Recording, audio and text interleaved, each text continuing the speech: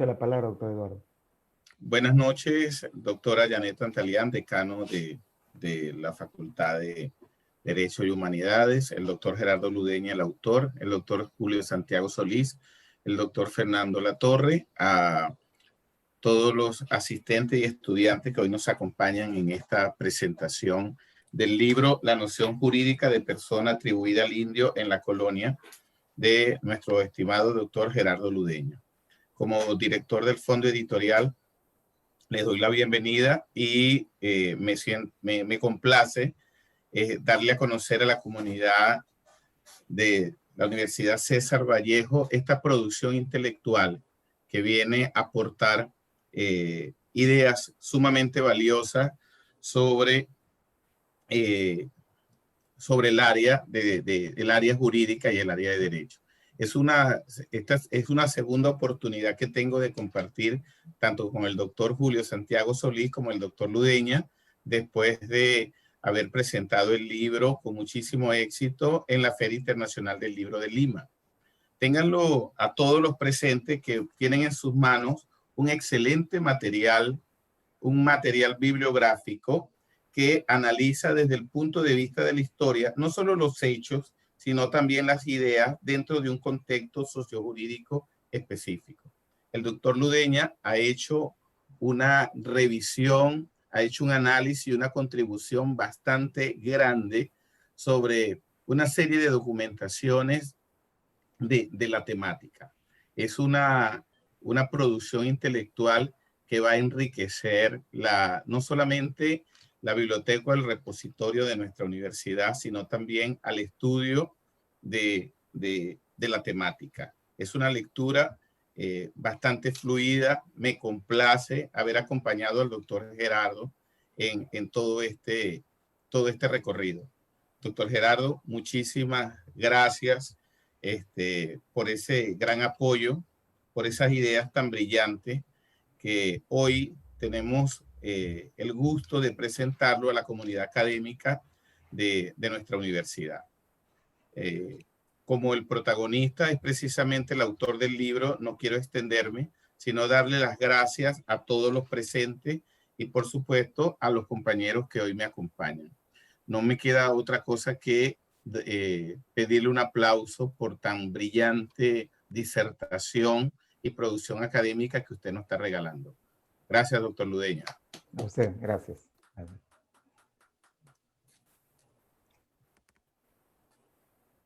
Sí. Doctor Fernando, le cedo la palabra. Muy amable, señor doctor Campechano. Muy buenas noches con todos los presentes. Mi persona, vengo en representación de la doctora Leslie Castro Rodríguez, coordinadora de la sede de Lima Norte.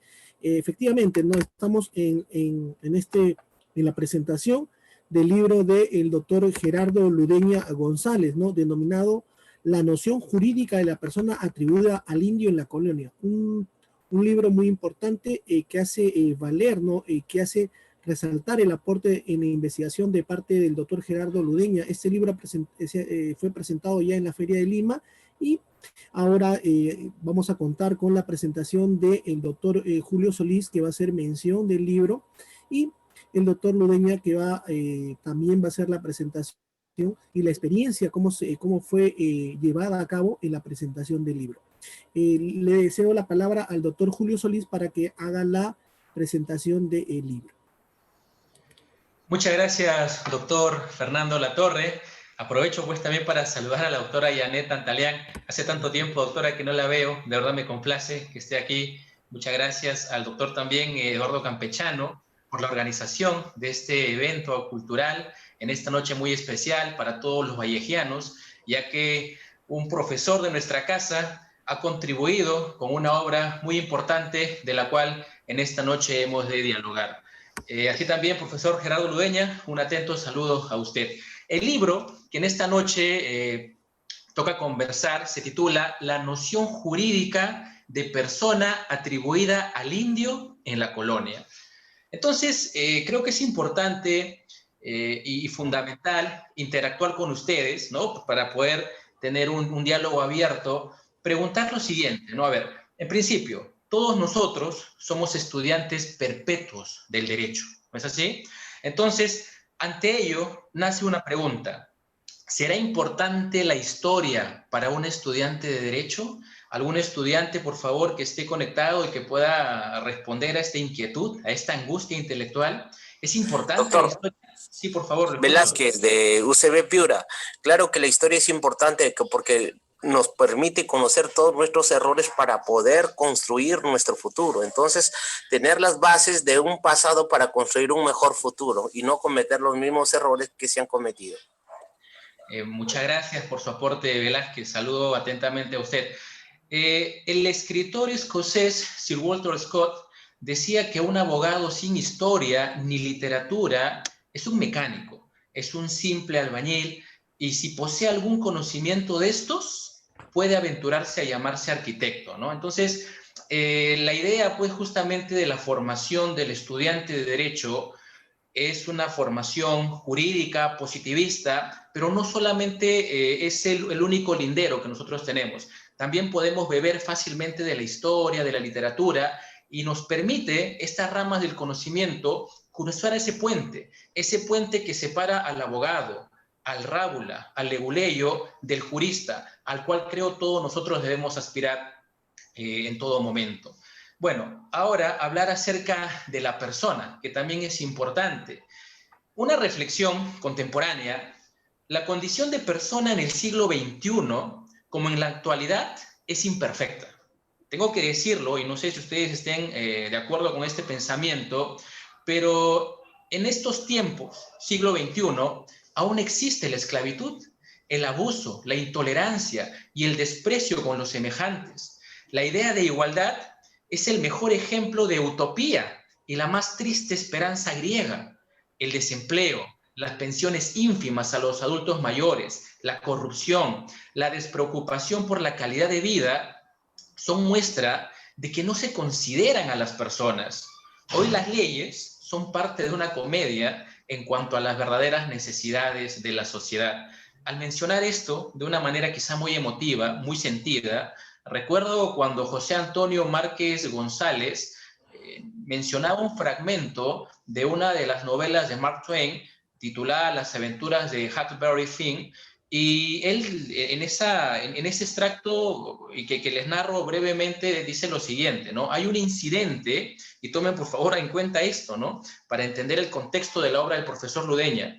Hay un incidente que tiene lugar cuando estalla un cilindro en un barco de vapor que remonta el Mississippi, cerca de Orleans, en la sociedad esclavista norteamericana del siglo pasado. Una señora muy elegante se inquieta y pregunta lo siguiente, ¿no? Por el amor de Dios, dice, ¿hubo heridos? Y alguien le responde, no señora, solo se mató un negro. Ella responde, pues ha sido una suerte, porque algunas veces las personas resultan heridas. Entonces, ¿qué significó ser persona en la actualidad? En la sociedad esclavista norteamericana, en la etapa de la colonia. ¿Y qué significa ser persona en el siglo XXI? La obra del profesor Ludeña nos permitirá tener luces en el contexto de la colonia. Y hemos de recordar, damas y caballeros, que es creación de la colonia el término indio para referirse a la persona de piel cobriza, que formó parte del imperio incaico y que fue considerado por los españoles un ser miserable, atribuyéndole ociosidad innata. El indio, aún con el reconocimiento de ciertos derechos que se establecen en la obra del profesor Ludeña y la presencia del curaca, aún con todos esos aditivos, sufrió todas las desconsideraciones posibles y fue un ser infravalorado. Su destino era pagar tributos, trabajar arduamente y sobre todo ser infeliz, hasta el punto de perder las ganas de vivir. En la literatura peruana se ha escrito mucho sobre el indio. Cítese, por ejemplo, a Ventura García Calderón, un escritor peruano que pasó gran parte de su vida en París y cuyas obras fueron escritas en francés, una de ellas titulada La venganza del cóndor, y que curiosamente, sin haber visto este escritor en su vida a un indio, escribió sobre ellos y estuvo a punto de ganar el premio Nobel, ¿no?, por esta obra que él desarrolló. Otro que mantuvo esa idea de que el indio es un ser inferior sobre el extranjero fue José de la Ribagüero, quien se jactaba de sus orígenes foráneos, pero quien escribe de manera atípica sobre los indios y le da el valor que ellos tienen como ser humano, como personas, y lo hace naturalmente con autoridad porque este personaje compartió con los indios sus alegrías y mayores tristezas. Fue José María Arguedas, quien sentenció que el indígena se siente superior al blanco, porque se da cuenta que es él quien trabaja. El blanco enfermizo y perezoso solo otorga el fruto de su labor, y por lo tanto se pregunta, ¿qué será del blanco sin el indio? Son también expresiones quizá ásperas por parte de José María Arguedas ante el grito desesperado y desconsolador del indio.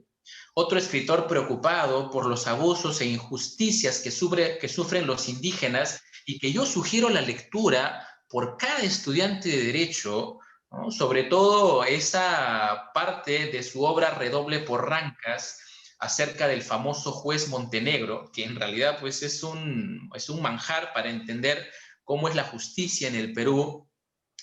Este escritor llamado Manuel Escorza menciona en sus novelas, ya mencionada Redoble por Rancas o Cantar de Agapito Robles, las inclemencias que sufren los indios y cómo la sociedad los autoflagela o los flagela, ¿no? El libro del profesor Ludeña aborda esta problemática, la problemática del indio y su miserabilidad en la colonia, los abusos del que fueron parte mediante la inaplicación de normas jurídicas y morales con el pretexto de sancionar su supuesta ociosidad y hacer efectivo el pago de tributos. También la obra del profesor Ludeña hace referencia a la aplicación del término persona en el derecho romano, del cual he de ocuparme en este momento y que va a ser la parte final de mi intervención. Damas y caballeros, yo creo que no existe sobre la faz de la tierra alguien que pueda jactarse de jurista si es que no conoce el derecho romano. El derecho romano, durante más de 13 siglos, ha sido la fuente que ha permitido que un estudiante pueda conocer las instituciones jurídicas de manera seria, de manera sólida y responsable. El derecho romano ha permitido, pues, que en el siglo XI, XIII, XIX se creen escuelas importantes del derecho que han contribuido de sobremanera a nuestro Código Civil vigente de 1984. Por lo tanto, vamos a romper en esta noche ese mito, ese paradigma, que dicen pues que el derecho romano es innecesario, inútil, aburrido, y en realidad no es así. Es importante, como les comento, para nuestras tesis, para nuestras investigaciones, para nuestras conferencias, para nuestras clases y hasta para el propio litigio del día a día, conocer el derecho romano y los aforismos jurídicos heredados por estos. Sobre la persona, ¿no? Y vamos a hablar ahora de la persona. En el caso del derecho romano, el término persona era sumamente limitado, con decirles que una mujer que es ciudadana romana, por el género femenino, no podía ser considerada persona. Un esclavo, siendo pues un ser humano, tampoco podía ser considerado persona. Era considerado como una suerte de animal, ¿no? De un animal semoviente. Tampoco podían ser considerados personas en estas circunstancias los extranjeros, los que no habían nacido pues en territorio romano. Quien tenía este título de persona era un personaje que reunía 3 requisitos importantes, que era ser libre, o sea, los esclavos por relación lógica no pueden ser personas, solamente quien es libre, y además quien es ciudadano romano. Por lo tanto, repito, un extranjero no podía ser considerado persona. Y por último, no podía ser considerado persona aquel que no era jefe de familia, jefe de hogar. Entonces, una mujer, una mamá, una cónyuge, una madre, una cónyuge, no podía ser persona porque las mujeres no podían ser cabeza de hogar. Esto solamente le correspondía a los hombres. Y quien tenía capacidad jurídica era quien era persona, principalmente. Por eso era importante tener este título de persona, porque al tener capacidad jurídica podían vender, contraer matrimonio, redactar testamentos, celebrar negocios, actos jurídicos, y está ahí pues identificada la importancia de ser considerados como personas. Por lo tanto, vemos pues que en la antigüedad, sobre todo en la época que corresponde al año 753 a.C. hasta el año 565 después de Cristo, durante toda esa época se entendió que el término persona estaba reservado para un grupo reducido de seres humanos.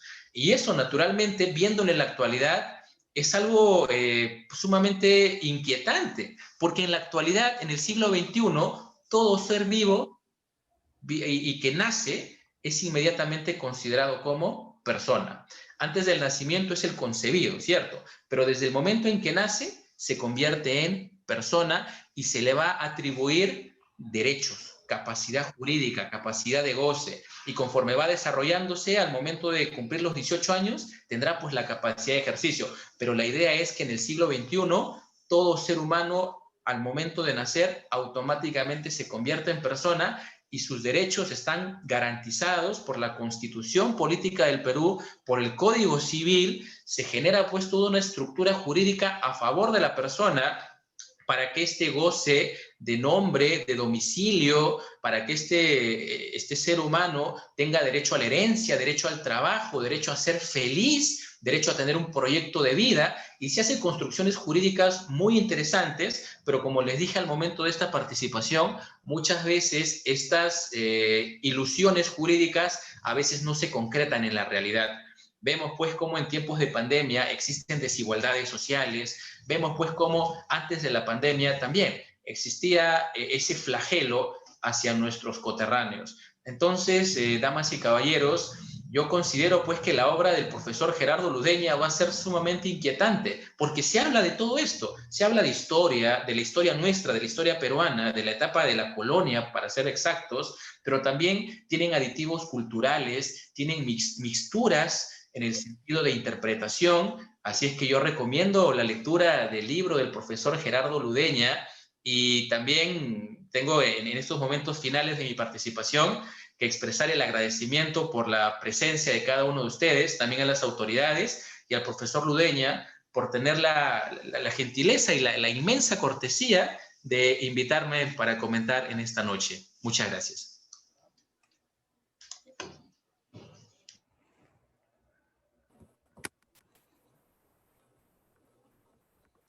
Continuación, Gracias, doctor Julio. Gracias. Doctor Ludeña. Muy bien, gracias. Ante todo, un cordial saludo a la doctora Janet Tantalián. Es un gran honor tenerla presente aquí, liderando la decanatura de la Facultad de Derecho y Humanidades de nuestra prestigiosa casa de estudio, nuestra Universidad César Vallejo. Muy encantado por ello.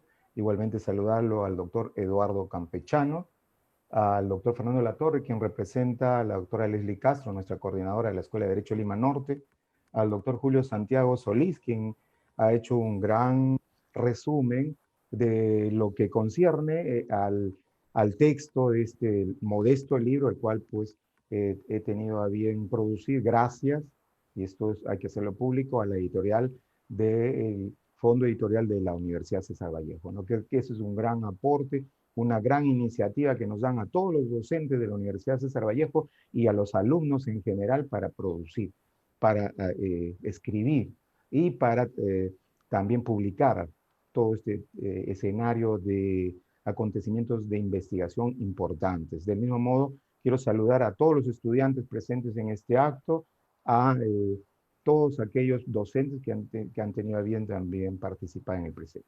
Bien, este libro de la noción jurídica de persona atribuida al indio en la colonia, en verdad, es un texto que obedece, como lo dice muy bien tanto el doctor Eduardo Campechano como el doctor Julio Santiago Solís Gózar, a una moda actual. No olvidemos que yo justo hoy revisaba en el Facebook una propaganda donde la Universidad Católica presenta al doctor Leiser León Hilario haciendo un resumen sobre la revisión jurídica y la literatura y su trascendencia. Leiser León habla de Dostoyevsky, Raskolnikov y la psicología de las relaciones de la obligación. Alexander Camus Cubas habla sobre el crimen y castigo, Raskolnikov y la argumentación nihilista frente a la ley. ¿Y por qué no decir, si así presenta la Universidad Católica, la Universidad César Vallejo presenta la noción jurídica de persona atribuida al INE? ¿Eso refleja qué? Lo que dice Goethe y lo que dijo también el doctor Julio Santiago Solís Goza. Cada generación debe escribir de nuevo la historia, porque muda su relación con el pasado. Entonces, este es un tema interesante, importante. Estamos redescribiendo la historia. Y no porque nos parece que, bueno, hay que leer algo de historia, no. Porque la historia, como lo dice René David, que es un gran jurista del derecho comparado, renombrado comparatista francés, dice, es curioso comprobar en el derecho que, como en todas las cosas, existen modas.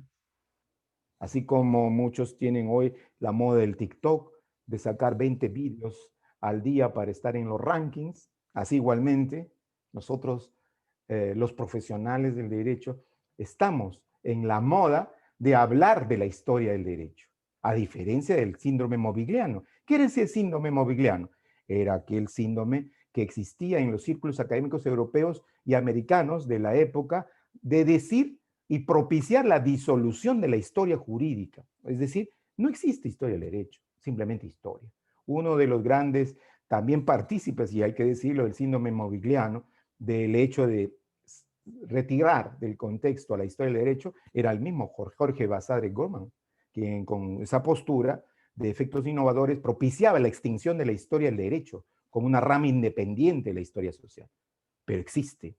Hoy es cada vez más vívida la historia del derecho y eso nos motiva a nosotros a hacer una locución de esta moda que es hoy de escribir también textos literarios, también historiografías interesantes y qué mejor escribir de nuestros ancestros, de aquel indio que en aquel momento y en la época de la colonia existía una gran tribulación respecto a darle el nombre de persona y el porqué de esa significación.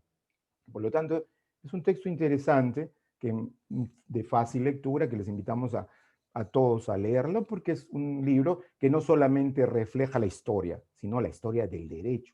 La historiografía jurídica en la cual presentamos nosotros al indio en el contexto de la persona, como tal, en el sentido de darle sus derechos y también sus obligaciones, y del mismo modo de presentar un contexto importante de su situación jurídica a través de los tiempos. Y para esto, el contexto de este libro divide 5 capítulos. Un primer capítulo que habla sobre el trabajo obligado. Un segundo capítulo, los visitadores y los tributos indígenas. Un tercer capítulo, el status libertatis y status civitatis, que habló muy bien en la presentación el doctor Julio Santiago Solís. Un cuarto capítulo de la contextualización de miserabilidad atribuida a la persona del indio, y un quinto capítulo sobre los concilios sicinos, que tuvieron también gran preponderancia en el tema de la investigación. Esta es una investigación, y esto lo comento a todos los jóvenes, esta es una investigación de corte histórico, pero de revisión bibliográfica. Es importante manifestarles a ustedes que la revisión bibliográfica permite hacer una compilación de muchas investigaciones y trascender en la opinión, en la moda de escribir la historia del derecho, que en estos últimos tiempos, tanto como Leiser León, como Alexander Camus en la Católica, lo hacemos igualmente nosotros en la Universidad César Vallejo. Estamos a la altura de la moda de la historia del derecho actual. Entonces, esta innatural justificación de la privación y limitación de los derechos del indio, pues estaba centrado en ¿qué? En un tema eminentemente explícito. ¿Cuál era? El trabajo obligado. ¿Qué sucedía? Había que, por un tema económico, por un tema de beneficio necesario, desde la época de los españoles en Santo Domingo y el propio Colón, hicieron pues de que los indios naturales tienen que ser para la venta. ¿Por qué? Y eso lo decía el propio Colón. De estos indios naturales, de acá se pueden enviar todos los esclavos que podría vender, que se podría vender 4,000 y a poco valen 20 cuentos. Eso es de la propia versión que se tenía, pues los reyes españoles necesitaban una recompensa de todo el dinero que se había invertido en el tema de la conquista. Y entonces uno de los temas preponderantes era precisamente los esclavos. Y estos esclavos, desde 1498, ya se enviaban a Madrid. Incluso ahí se comenta que se había enviado 5 navíos con 600 esclavos. Y por fletes se le dio a los maestres 200 esclavos. ¿Por qué? Pues a veces no había ingresos económicos, pero había esclavos. Y entonces había que pagar con esclavos. Esto incluso motivó a que la reina Isabel se incomode, pues bajo la interpretación que tiene Bartolomé de las Casas, dice que ¿por qué? ¿Por qué se tenía que pagar con 300 hombres y que si simplemente significaba 20 cuentos como esclavos, cuando la reina era la que tenía que decidir sobre los esclavos? O sea, ¿qué poder tiene mío el almirante para dar a nadie mis vasallos? Decía la reina Isabel. Es un criterio que ya diferenciaba y también estimaba de que en verdad, pues, los indios para la época de la conquista y para la reina Isabel tenía una significación y solamente ella era la que podía decidir al respecto. Por eso que se expide una real cédula el 20 de junio de 1500, donde se ordena que todos los indios que fueron traídos de las Indias y vendidos en esta ciudad y su arzobispado y en otras partes de esta Andalucía por mandato de nuestro almirante de las dichas Indias, los cuales ahora mandamos poner en libertad de inmediato.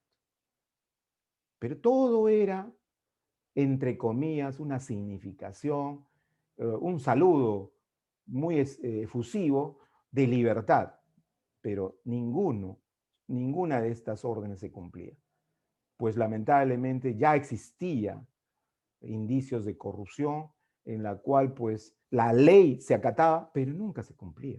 Eso fue el estilo clásico de la administración de justicia en la colonia. La ley se acata, pero no se cumple, definitivamente. Y cada quien veía la conveniencia que por la postura se podría alcanzar hasta este momento. Entonces, ello da esa conceptuación de que la esclavitud, con sus particularidades, en especial en las encomiendas, ya surgen a partir precisamente de tomar al indio como trabajo obligado. Decirle, la visión de la persona del indio es de consolidación para que éste tenga realmente un espíritu de trabajo, porque al decir del licenciado Juan de Solórzano y Pereira, pues se decía pues que los indios no eran personas capaces, eran flojos, holgazanes, y había que imponerles. La cédula 1601 del Servicio Personal de Indios habla que los indios son útiles a todos y para todos. Todos deben mirar a ellos y por su conservación, pues todos deben cesar la falta contra ellos. Habían cédulas que así lo señalaban, pero nada se cumplía. La ley se acata, pero no se cumple. Se ordena entonces que los indios que sean buenos súbditos y vasallos no paguen sus tributos. Falso. Porque dice inclusive que cuyo cobro estaría a cargo de los curacas y principales. Ahí muy bien lo refirió. ¿Quiénes eran aquellos curacas? ¿Quiénes eran aquellos caciques? Los curacas eran pues aquellos nobles indios que tenían a cargo toda una comunidad indígena. Y esto existió pues desde la época del incanato. Pero ¿qué sucede? Que los curacas muy bien habían sido utilizados por los españoles. Los curacas seguían manteniendo su título, ya perdieron el título nobiliario porque ya no venían de familias nobles, sino simplemente de la designación que le hacían los españoles. ¿Pero para qué? Para que manejen toda esa comunidad de indígenas y para que esa comunidad indígena no se altere, no se soliviante, para que esa comunidad indígena esté sumisa. Entonces ese curaca tenía un papel importante y el curaca tenía una participación económica en la colonia. ¿Y quién era el cacique? Ya aquel que trabajaba directamente con el encomendero, también un noble indio, pero ya que tenía otra connotación y ya trabajaba con el encomendero para arreglando las cuentas de los tributos. Pero el curaca era aquel facilitador entre el encomendero y el indígena para obligarles a trabajar. el curaca les obligaba a trabajar. Y eso pues realmente era algo tan perjudicial y tan dañino para nuestros ancestros, ¿no? Los indios en la época llamados así indios, porque lamentablemente se le dio esta nominación, ¿no? Y a esa imagen de esa persona, el indio, como una persona terca, como una persona holgazana, que necesitaba trabajar, que tenía que implantarse reglas y normas que se incidan para combatir ¿qué? El ocio natural de la persona del indio. Había un tema de justificación del ocio natural de la persona del indio, y esto es muy notorio en la época, ¿no? Que se refiere a que la idea del ocio natural en la persona del indio daba a entender que este era innato, o sea, es un defecto que tenía, de naturaleza racional. O sea, el indio por naturaleza era ocioso. El indio por naturaleza cometía más de los 7 pecados capitales, tenía la pereza. Y entonces en ello había que incidir en que trabaje. Y por ello que se exigía que ese indio siga ahí al pie de lo que ordenaba el curaca en servicio del encomendero, en la producción de los trabajos y la obligación que se le daba en el trabajo. La exposición de González Fernández de Oviedo es interesante. ¿Qué decía Gonzalo Fernández de Oviedo? La ociosidad es justamente uno de los aspectos que sobresale. ¿Y qué afirmaba Gonzalo Fernández de Oviedo? Los indios son gente detestable, llena de vicios, de criminales costumbres, sodomía, lujuria, cobardía, aburrimiento, pereza, ocio. Fernández de Oviedo lo cita en la editorial Atlas, muy bien, que compendia y compila todos estos datos. Y lo señala que esto se hacía con una frecuencia impresionante, o sea, era Vox Populi. Así como hoy es Vox Populi lo de la Padula, ¿no? Y entonces hay que saber si ya le dieron el DNI o no, igualito. En ese tiempo era Vox Populi, de que de verdad que el indio era y tenía el ocio natural íncito, era cobarde, lujurioso, aburrido, con gran pereza y ocio natural. Y entonces, ¿qué había que hacer? Esta gente, estos indios de sí misma es para poco, decían. Por poca cosa se mueren, por poca cosa se ausentan, van al monte, porque su principal intento, lo que ellos habrían hecho antes que los cristianos aquí pasasen, era comer, beber, folgar, lujuriar, idolatrar, ejercer otras muchas suciedades bestiales. Imagínense. O sea, todo lo que se podría concebir de esa manera, ese ocio natural del indio. Bartolomé de las Casas, quien refiriéndose a los naturales, porque él se enfrentó tenazmente a este tema de la humillación que se hizo al indio, decía, pues se afirmaba que con poco trabajo, donde quiera tenían cuanto al pan cumplido y cuanto a la carne, cabe la casa, decía. O sea, en verdad no se le daba ni siquiera comida. Por eso es que más adelante vemos en el capítulo 5, los concilios sin sínodos, que era un sínodo. Era en verdad básicamente una junta eclesiástica, así como las primeras juntas, y que era un concilio. Luchaba en favor de los indios. El primer concilio de Trento, y luego nosotros tuvimos el tercer concilio en Lima, que eso lo refiere en nuestro capítulo 5 del libro. Es muy bonito leerlo. Ahí están los 13 concilios que se celebraron en el Virreinato del Perú, y el tercer concilio con la presencia de don Toribio de Mogrovejo, ¿no? Ustedes conocen el Centro de Capacitación y Formación para Sacerdote de Toribio Mogrovejo, que en el Girón Sucre, en Lima.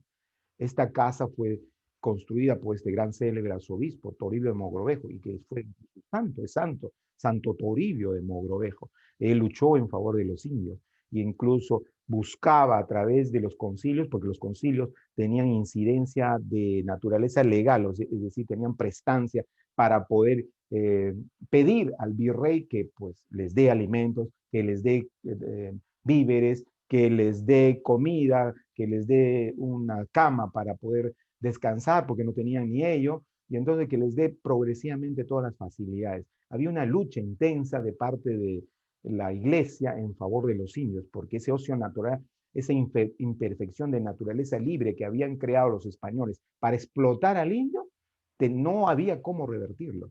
Y esto implicaba pues realmente un gran problema, ¿no? que surgía en este quehacer. Entonces, esta férrea defensa de la compulsión por el trabajo de los indios también lo menciona Matienzo, ¿no? con esas reales cédulas que se hablaban sobre el contexto real de las Indias y donde la imagen del indio como actor económico ocioso estaba ahí presente dentro de esta dimensión compulsiva al trabajo, o sea, exigirle a ese indio porque era ocioso. Y no tenga cuidado de trabajar. Es preciso establecer que en estas cosas se deben los indios ocupar y porque en ese orden es muy necesario el intento que llevamos, decía ahí muy bien esta locución que se refería. Pero ahí tenemos a alguien interesante, una presencia de la administración gubernamental del virrey Francisco de Toledo.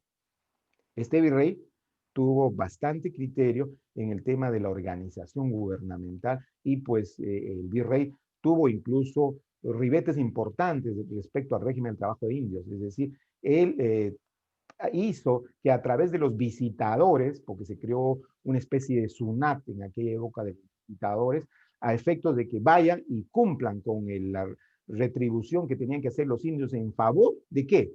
De haber logrado ser conquistados, porque si ellos alegaban que si no hubieran sido conquistados por los españoles, ¿cuán ignorancia habrían tenido los indios?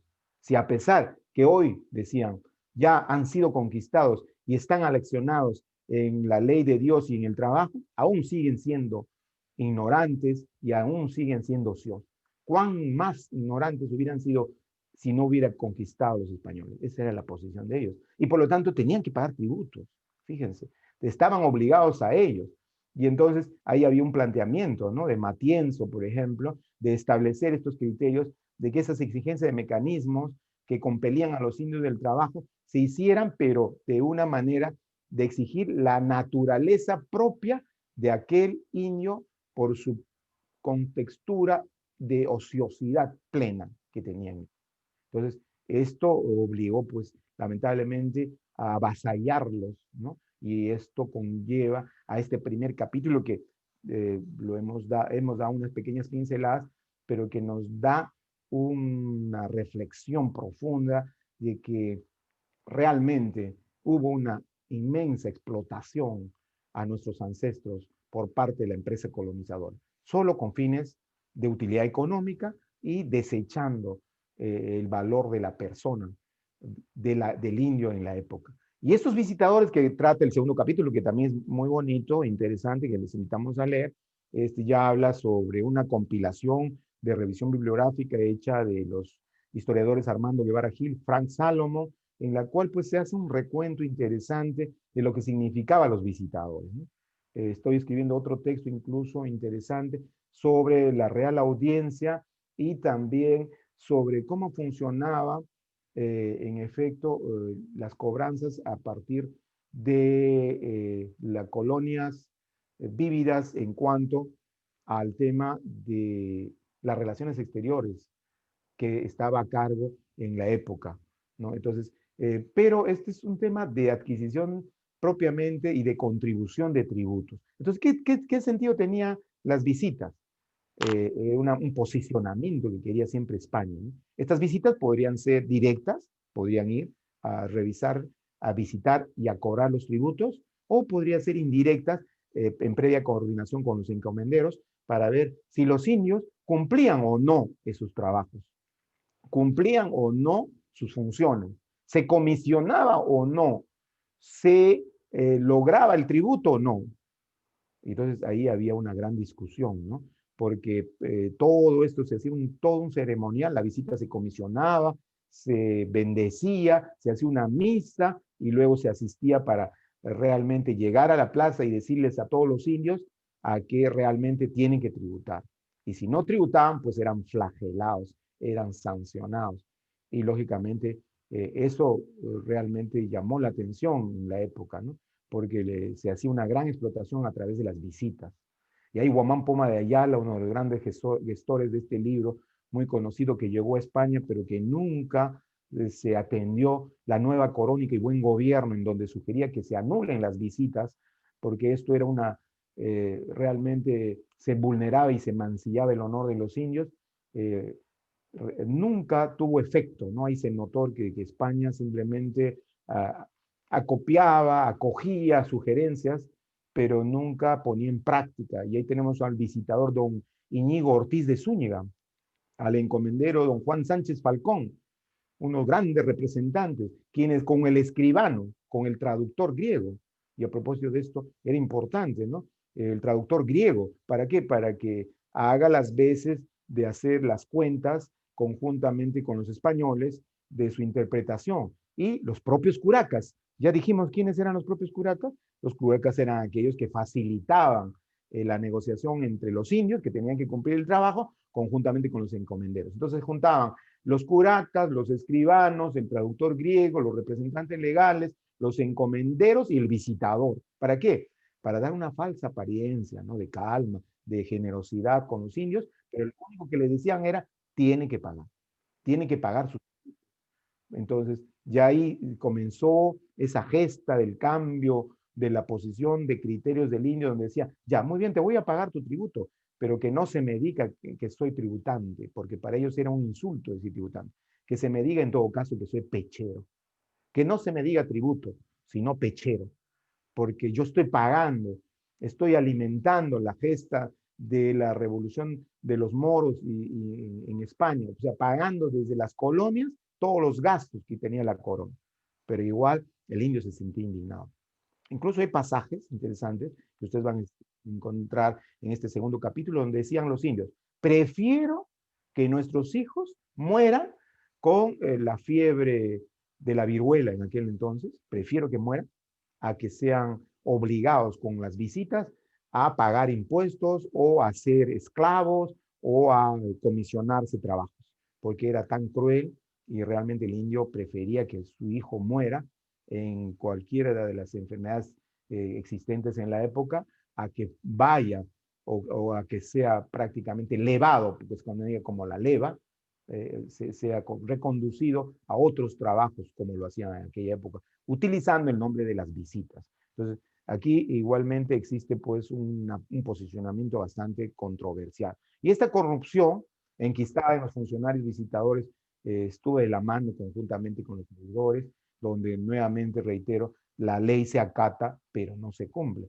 Y lamentablemente este capítulo 2 encierra toda esta tributación que se hacía en aquel entonces de recaudaciones en procura de la corona que se les obligaba a los indios, lamentablemente. El capítulo 3 lo ha referido muy bien el doctor Julio Santiago Solís Goza, es el status libertatis, el status civitatis que tenía la persona del indio, la falta de consideración, se le tenía a la persona del indio como un vasallo de la corona, ¿no? Se le llamaba vasallo porque simplemente pues y ahí incluso ellos señalaban, ¿no? Lamentablemente por esta Real Cédula de 1500, salvo por las excepciones indicadas, que la libertad de los indios estaba pues muy de menos y que simplemente era un tema figurativo a los caciques y a otros principales, que no queremos que los indios sean bien tratados como nuestros buenos súbditos, que ninguno sea osado de hacer mal ni daño. Se les daba algunos criterios para respetar a los mismos, pero simplemente eran propiamente normas que nunca se cumplían, lamentablemente. Y esto lo compila muy bien Conexque, ¿no? Conexque, un gran historiador del derecho, que hace todo un análisis importante. Y esto también lo refleja la ley de las 7 partidas de Alfonso el Sabio, ¿no? Que igualmente tenía como referencia el tema. El régimen feudal, los vasallos están obligados a prestar al señor del feudo los servicios. Igualmente tenían que hacerlo los indios al servicio. Los únicos que luchaban contra ellos eran los concilios, los sínodos, las juntas, a partir de la presencia de la iglesia, ¿no? Que luchaba siempre por la procura de ellos. Entonces, que no se diga tributo, sino pechero, porque decir tributo es decir esclavo. Y esto ya era un posicionamiento de ya un cambio, una reflexión, una transformación, ya básicamente una posición que tomaba el indio frente a esta total explotación que se le hacía en la época. Y entonces ya los curacas, como nobles hidalgos que trabajaban con los jefes, y que trabajaban con los encomenderos y del mismo modo con los caciques que ya tenían un criterio de administración de los tributos, todos ellos pues estaban sindicados dentro de esta operación que se llamaba el status civitatis, ¿no? Del estamento social, incluso los yanaconas. ¿Quiénes eran aquellos yanaconas? Los yanaconas eran los indios, ¿no? que propiamente sus padres también fueron naturales y habían vivido conjuntamente con los españoles, sirviéndose en sus casas, en sus chacaras, en sus heredades. Por lo tanto, aquel que había sido ya un hijo de un natural, quien lo había servido también anteriormente, entonces ya se considera yanacona. Entonces, todos los encomenderos tenían gran cantidad de yanacones, porque tenían a los hijos de sus hijos al servicio de lo que eran los españoles residentes en Lima, ¿no? Esto contiene este capítulo 3 que igualmente nos da una profunda reflexión, nos llena de tristeza de cómo se trataba al indio y que lógicamente el capítulo 4 incluso lo contextualiza. Hablamos ahí de la contextualización de la miserabilidad atribuida al personal indio. O sea, no simplemente era aquel ocioso, sino que para justificar esa explotación, ellos no tuvieron más que crear una bula Subliminis Deus de 1537, donde se decía que el indio era miserable. O sea, que había que darle pues esa connotación, que la noción de miserabilidad provenía del latín miserabilis, que era una palabra, ¿no?, que conectaba con miseres, miserandus, y pues le aludía al hombre desgraciado, infortunado, infeliz, desventurado, una persona digno de lástima, ¿no? Y que como tal había pues que ayudarlo. Y entonces la bula papal indicaba, ayuden a esa pobre gente, que son miserables. Entonces, ¿cómo hay que ayudarlos? Obligándola a que trabajen. Por eso que vemos, por ejemplo, en Huamanga, ¿no?, más de 33 iglesias construidas en el siglo XVI, porque la obligación de los indios era construir las iglesias. A ver si de esa manera aquellos miserandus, aquellos miserables pueden cambiar con la fe de Dios, de Cristo, y reformarse en esos vicios ocultos que tienen. O sea, habría que tener compasión de esos pobres indios que por su propia naturaleza son miserables. Esa es la concepción de aquel tiempo. Y de esa manera se tomaba al indio para que se explote y se configure realmente todo ese panorama de la creación, pues, de normas, de trascendencia jurídica, de consuetudos jurídicos, es decir, de costumbres realizadas. ¿Para qué? Para imponer esa obligación del trabajo que era explotado del indio. Entonces, fíjense, esto es para nosotros interesante, la descripción en el capítulo 4, de tratarles pobres y miserables. Y el capítulo 5, como ya lo habíamos dado en un pequeño preámbulo, contamos que había 13 concilios, se trataban en asambleas, juntas, y también se trataban en sínodos, y todos estos tenían diferentes criterios, ¿no? En especial como Santo Toribio de Mogrovejo, que postula en el tercer concilio, que lo dijimos, y Santo Toribio ya se hace cargo del arzobispado de Lima, y construye realmente una gran oposición en contra de tal terrible explotación que se daba en aquel momento. Y entonces ya comienza la figura del cambio, de la persona del indio, de respetar su posición, de darles el criterio de la nobleza y de hacerles que ellos puedan también ejercer sus actividades comerciales. En eso luchaba bastante Santo Toribio a través de todos los concilios, ¿no? De esos 13 concilios que se celebraron en todo el virreinato, muchos de ellos tenían un carácter de que se evite, lamentablemente, generar mayores prohibiciones a los niños indios, que se les privaba de todo criterio de familia, se tenía en cuenta, pues, que se tenga en cuenta la visión de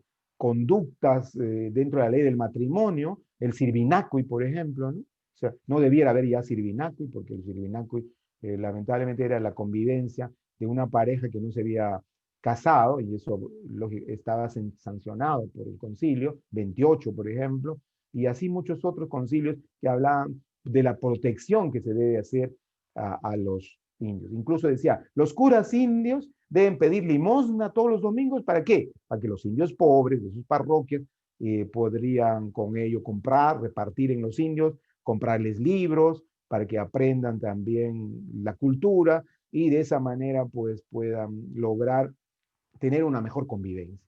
O sea, ya se les obligaba a los curas de indios con limosna, lograr pues ayudar a todos y cada uno de los indios de la época. Entonces, definitivamente, esta es una época bastante dura y crítica de nuestros ancestros, la cual tiene relación con el tema jurídico, tiene relación con la persona que más adelante va transformándose y cambiándose con el esfuerzo de los concilios de la iglesia, que logró pues revertir con el derecho indiano, que es una nueva perspectiva ya al final de la época de la colonización, y con la transformación que ciertamente comenzó a imprimirse desde la posición de muchos de los indios, ¿no? Que en este caso ya tenían un mejor nivel de estudio y que pues ya postulaban ya a tener otro estatus. Y ese estatus les costó tanto porque lamentablemente tenían que ser pecheros. O sea, si aquel indio que quería emancipar a una negra, así como si, el caso de Siriaco Urtecho, litigante por amor, si quería emancipar a la negra tenía que ser pechero, tenía que pechar, tenía que pagar sus tributos y solamente de esa manera podría lograr hacer que se pueda emancipar a aquella negra y poder casarse con la negra, ¿no? Entonces, todo esto realmente fue consiguiéndose de a poco, pero con gran sufrimiento.